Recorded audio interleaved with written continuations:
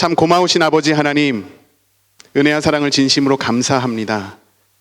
오늘 저희를 하나님 앞에 나오게 하시고 하나님 앞에 예배하게 하시고 주의 음성 듣게 하여 주시니 감사합니다. 오늘 참으로 부족하고 연약한 종 하나님 말씀 앞에 세우셨사오니 부족한 종의 입술을 통해 전해지는 말씀이 우리 심령을 변화하게 하시고 오직 예수 그리스도로 살아가는 결단의 말씀이 될 수 있도록 인도해 주옵소서. 부족한 종 십자가에 감춰주시고 오직 살아계신 하나님의 말씀만이 전해지는 시간이 되게 하여 주옵소서. 주님 사랑합니다. 예수님의 이름으로 기도합니다. 아멘.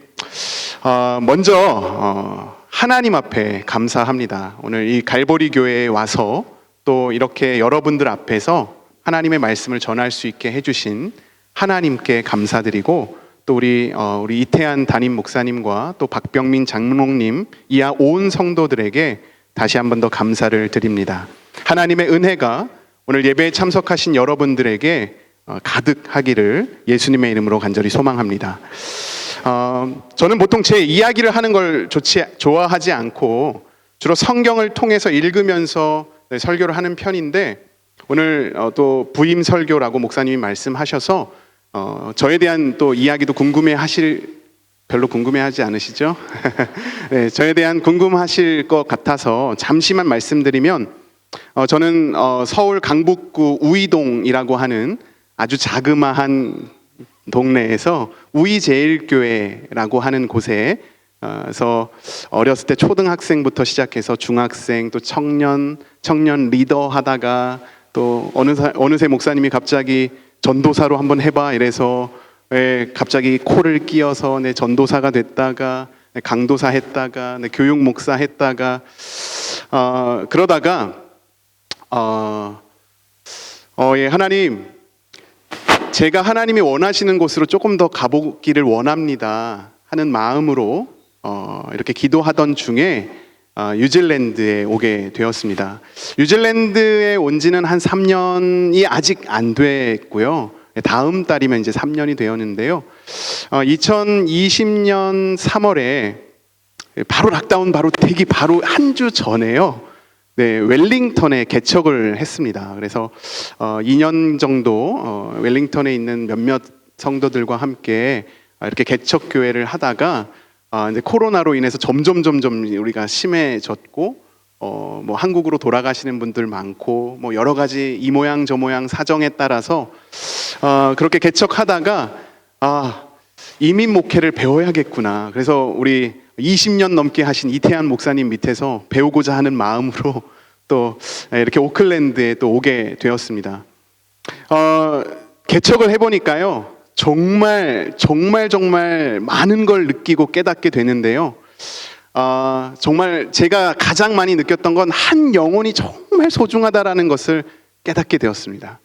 저는 이제 우이제일교회라고 하는 것은 한 1,400명 정도 되는 교회였기 때문에 사실 뭐 한 영혼이 이렇게 오고 가고 뭐 한 가정에 어떤 이야기가 있는지 죄송합니다만 잘 몰랐어요. 그런데 개척을 하고 보니까 이제 그 집에 숟가락 몇 개 있는지까지도 다 알게 되는 그죠? 이민 목회가 다 그렇잖아요. 그러니까 정말로 그 가정에 어떤 아픔과 슬픔이 있는지도 다 알고 같이 공감해주고 기도하게 되는 그런 현장을 하나님께서 경험케 하시더라고요. 그리고 나서 또 제게 부족했던 많은 것들을 또 느끼게 되는 또 개척의 순간이었습니다. 그러다가 정말 이민 목회를 배우고자 하는 마음으로 우리 이태한 목사님을 만나서 오늘 여기까지 오게 되었습니다. 제 이야기는 여기서 마치고요. 설교 시간은 예수님을 전하는 시간입니다. 그렇기 때문에 오직 예수님만을 전하는 지금 이 순간이 되기를 원합니다. 우리 한번 성경을 같이 한번 보기를 원하는데요. 성경책이 없으시는 분들은 앞에 스크린을 참고하셔도 좋습니다. 출애굽기 14장 3절부터 오늘 이야기가 시작이 됩니다. 지금 이 순간 어느 순간이냐면 이스라엘 백성들이 이제 10가지 재앙을 다 통과한 이후에 6월절을 지나서 이제 막 출애굽한 상황입니다. 여러분들도 다 잘 아시지요? 6월절을 지나 출애굽을 하고 난 이후에 출애굽기 13장의 무교절을 지난 다음 바로 오늘 본문인 출애굽기 14장 이제 3절을 맞이하게 됩니다. 그들은 정처 없이 어디론가 갈 바를 알지 못하는 상황 가운데 이제 출애굽에서 나온 첫 번째 장소입니다.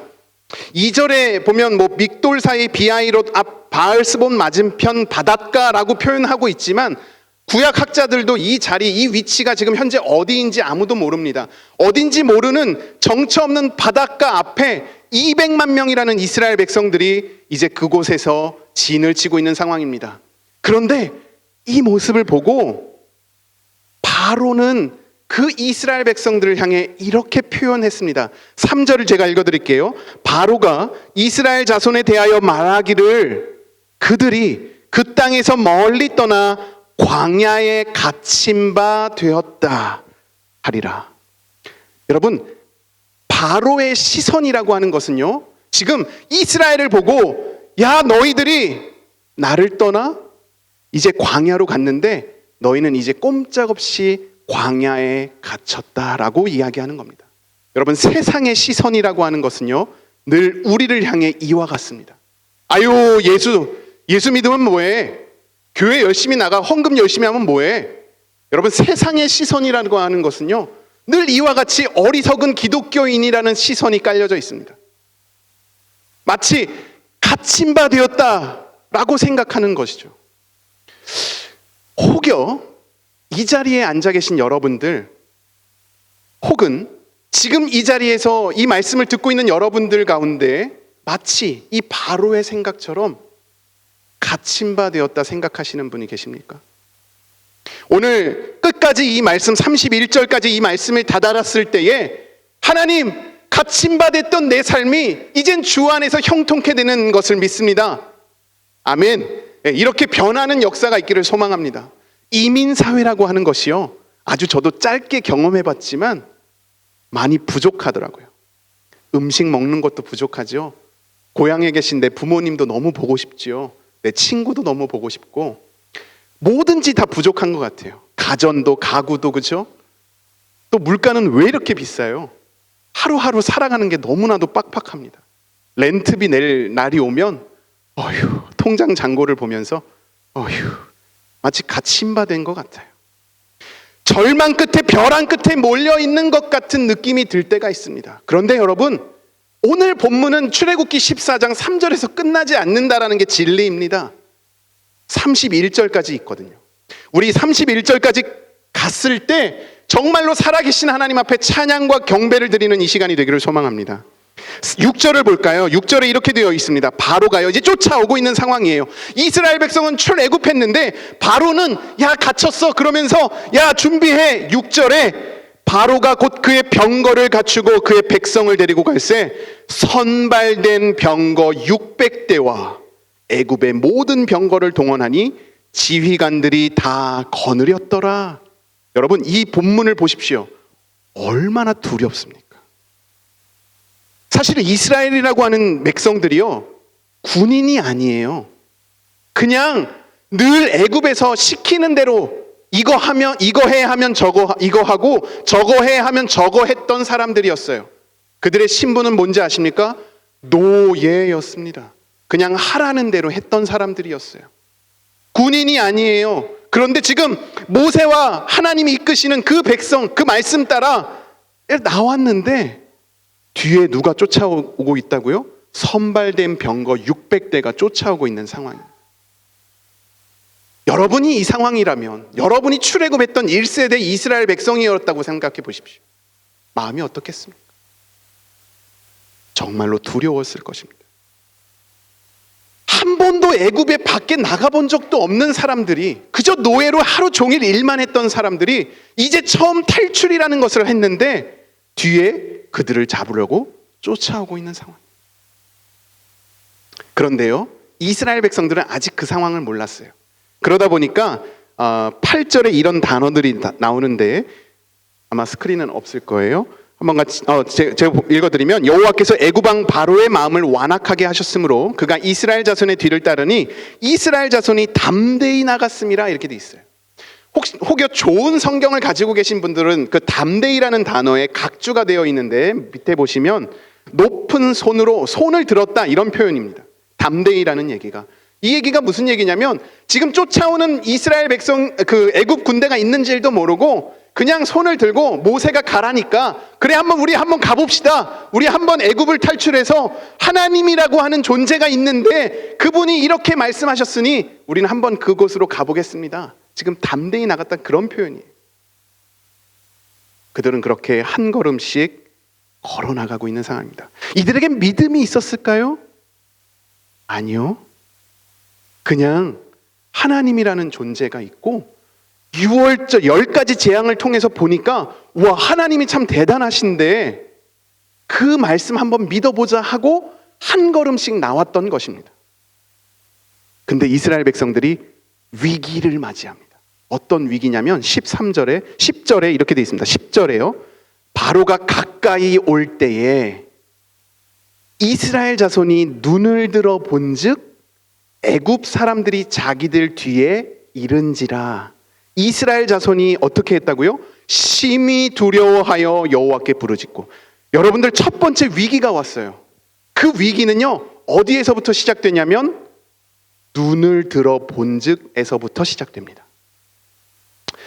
여러분 그 출애굽기를 쓴 저자가 우리 다 아시죠? 누구죠? 모세. 우리 환희가 모세 이렇게 입모양을 했어요. 잘했어요 환희야. 모세입니다. 모세가 썼어요. 근데 여러분 창세기는 혹시 누가 썼는지 아세요? 창세기는 누가 썼더라? 모세가 썼죠. 예.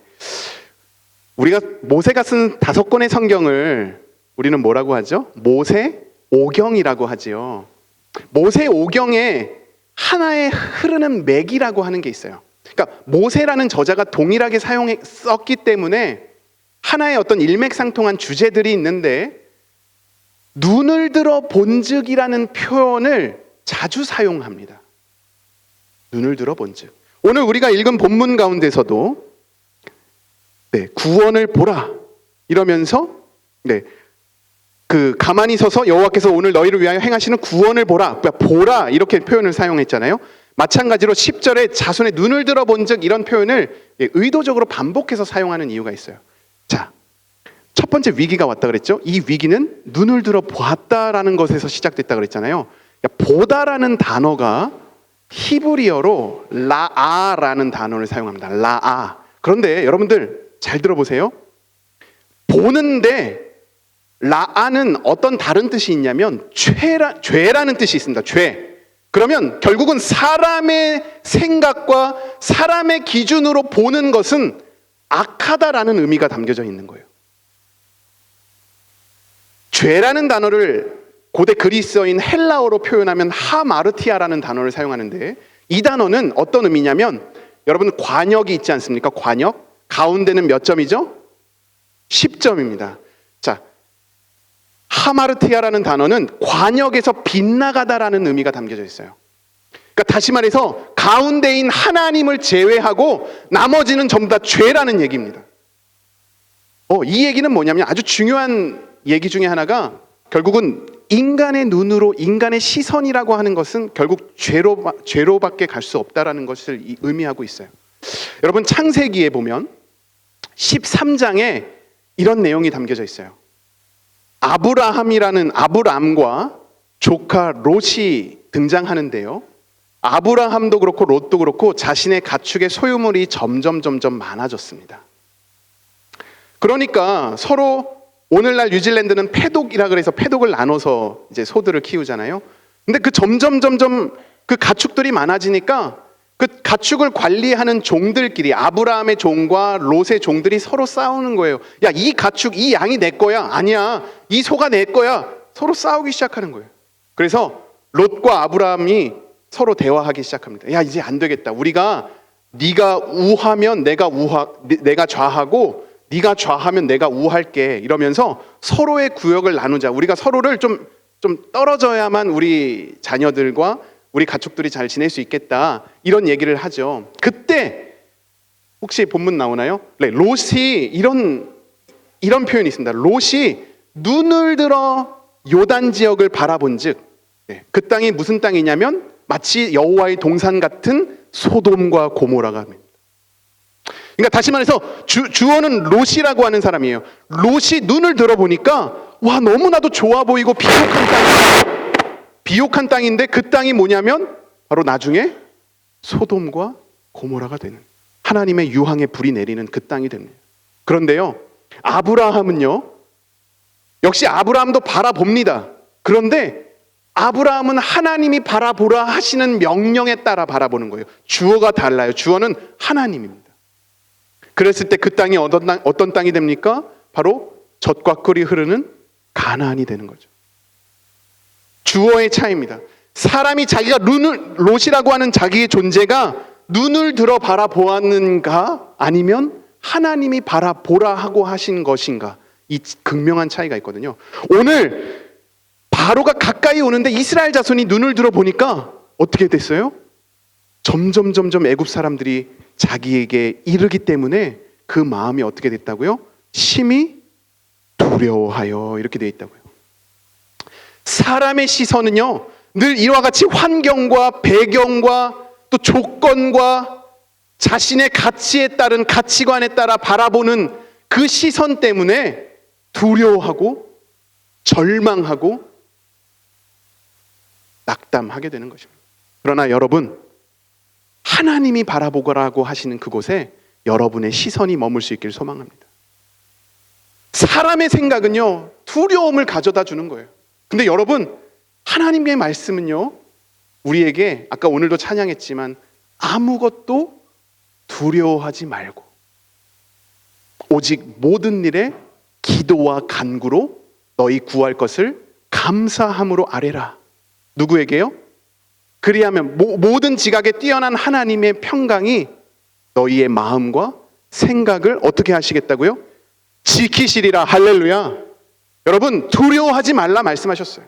하나님이요, 내가 너를 두려운 상황 가운데 내어놓지 않을 게가 아니에요. 내가 너희의 마음과 생각을 지켜줄 테니 너희는 절대로 두려워하지 말라, 이렇게 말씀하신 거예요. 그러면서 뭐 어떻게 하라고요? 기도와 간구로.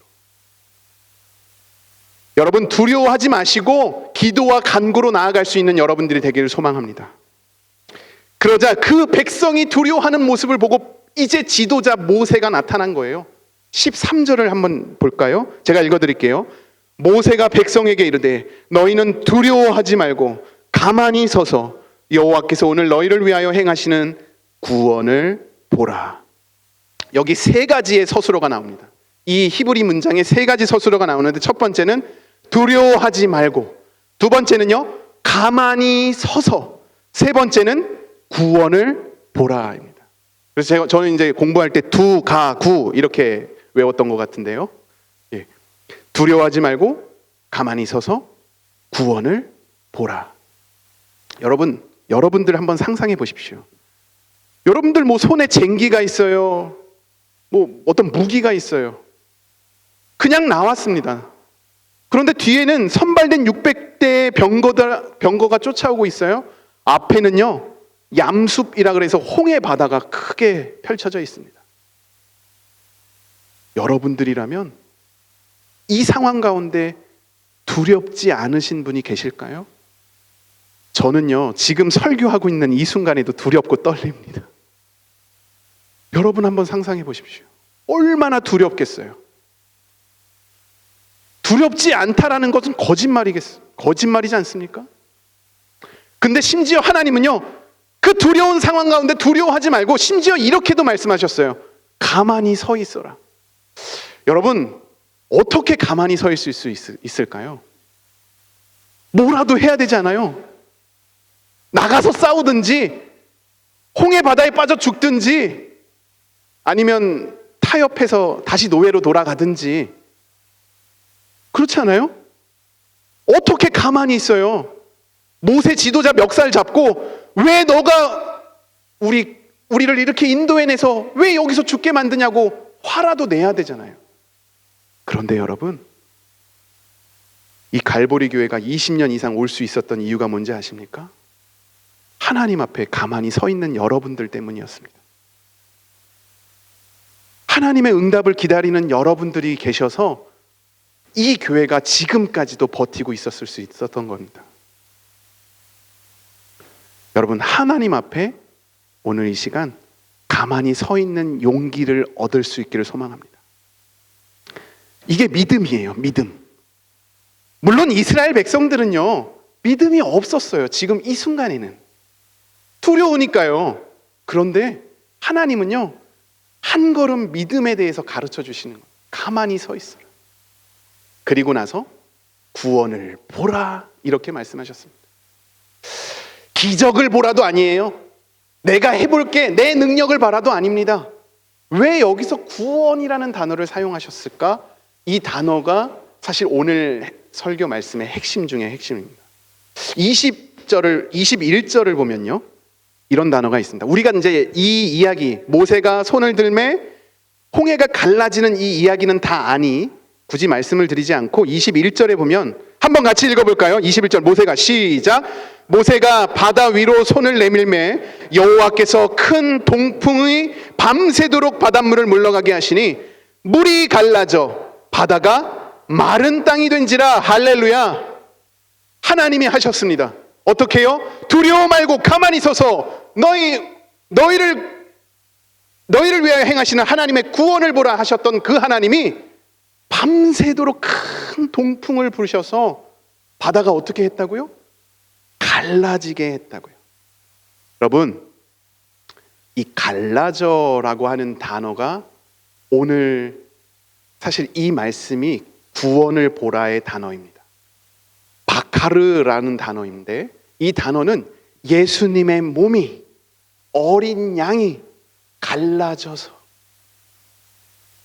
할렐루야, 구원의 길을 우리에게 열어주셨던 것처럼 예수님이 우리를 대신해서 십자가에서 물과 피를 다 쏟으시고 그의 몸이 찢겨 갈라진 것 때문에 우리가 다시는 죄의 종이 아니라 의의 종이 된 것처럼 오늘 하나님께서 바카르, 갈라져 그 길을 걸어가게 하셨던 것, 그건 바로 예수 그리스도가 바로 곧 구원이셨다라는 것을 오늘 본문 가운데 말씀해주고 계시다라는 것입니다.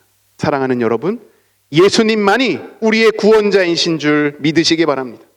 너희가 하나님께서 오늘 너희를 위하여 행하시는 구원을 보라 했을 때 바로 바다가 갈라지는 역사가 있었습니다. 그리고 이스라엘 백성 마치 마른 땅을 건너간 것처럼 그 마른 땅을 하나 둘 건너가게 하셨습니다. 예수님을 건너가야만, 그 길로 가야만 오직 구원이 있음을 여러분들 믿으시기 바랍니다. 그 외에 다른 이름을 하나님은 주시지 않으셨습니다. 히브리서 11장 5절을 보면요, 스크린에 없을 겁니다. 11장 5절을 한번 찾아볼까요?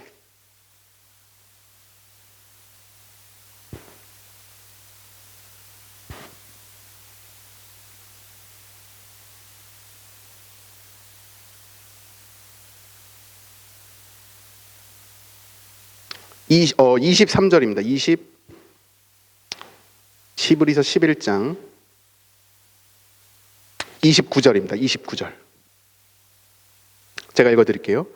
믿음으로 그들은 홍해를 육지같이 건넜으나 애굽 사람들은 이것을 시험하다가 빠져 죽었으며. 자, 제가 아까 계속 말씀드리는 건 이스라엘 백성들이 믿음이 있었어요? 없었어요? 없었습니다. 근데 하나님이 두 가구, 두려워하지 말고 가만히 서서 구원을 보라, 이렇게 말씀하셨어요. 그리고 그들은 그렇게 한 걸음 바다로 내딛었습니다. 그런데 하나님의 입장에서는요, 이건 사람의 관점이죠. 그런데 하나님 편에서는 이 모습을 보고도 이렇게 말씀하셨어요. 이렇게 걸어가는 이 행위 자체를 어떻게 표현하셨냐면 믿음으로 그들은, 믿음으로 갈보리 교회 성도들은, 믿음으로 우리 응답하라 청소년부는, 할렐루야, 믿음으로 우리 나무 십자가 찬양되는 믿음으로 찬양팀은, 믿음으로 엔지니어는, 믿음으로 장로님은, 믿음으로 성도들은 그렇게 한 걸음 걸어 나가는 것입니다. 이게 우리에게 필요합니다. 오늘 하나님께서 주시는 말씀이 바로 이 말씀입니다. 불가능해 보여요. 어디 그 큰 얌숲이라고 하는 홍해 바다가 갈라질 생각을 했겠습니까? 지금 뒤에는 600대의 병거가 쫓아오는 두려운 상황 가운데 그저 그들은 믿음으로 구원을 바라보는 것입니다.